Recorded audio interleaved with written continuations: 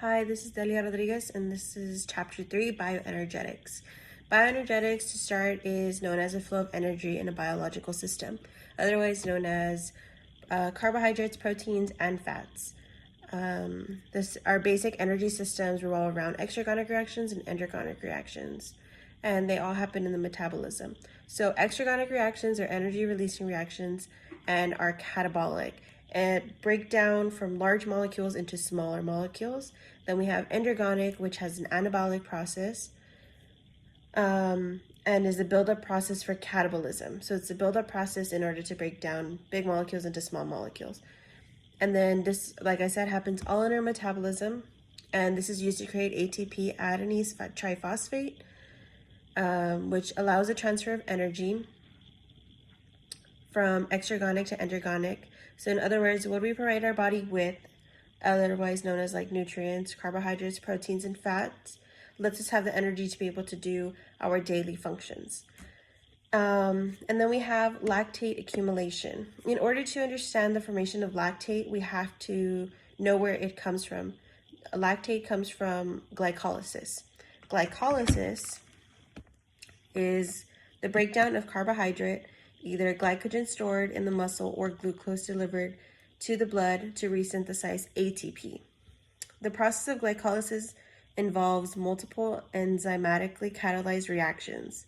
As a result, the ATP resynthesized rate during glycolysis is not rapid, as with the single-step phosphagen system.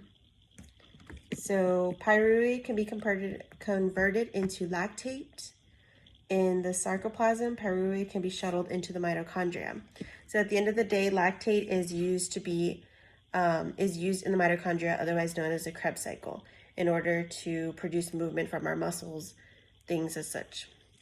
So also another question that was on there, although muscular fatigue experienced during exercise often can occur and correlate with high tissue concentrations of lactate, lactate isn't necessarily the cause of fatigue.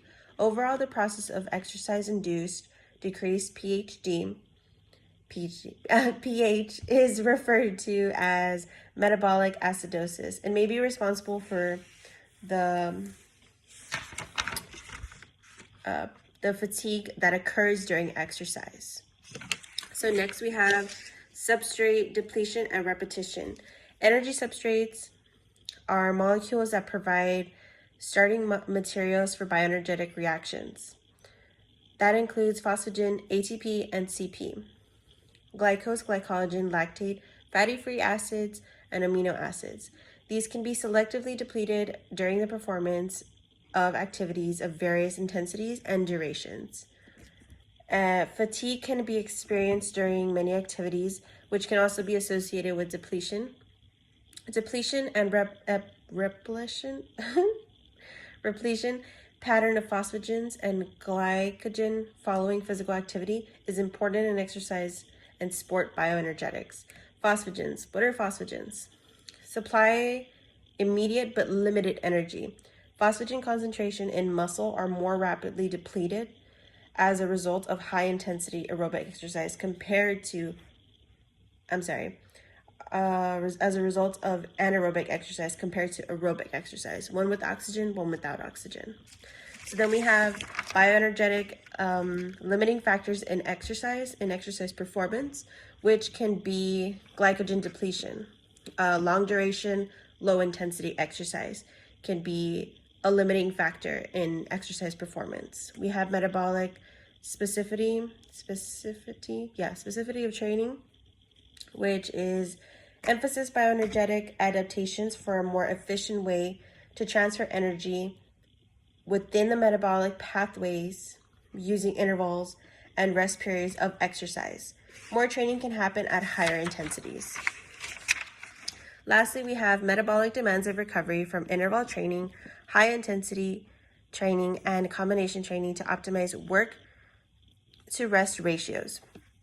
High intensity interval training, otherwise known as HIIT, is a short repetition bouts of high intensity exercise with cardiopulmonary, metabolic, and neuromuscular adaptations. Combination training is adds aerobic endurance training to the training of anaerobic athletes in order to enhance recovery. This can reduce the gain in muscle growth, maximum strength, speed, power, and overall is just for performance. So that's all for chapter 3. Thank you.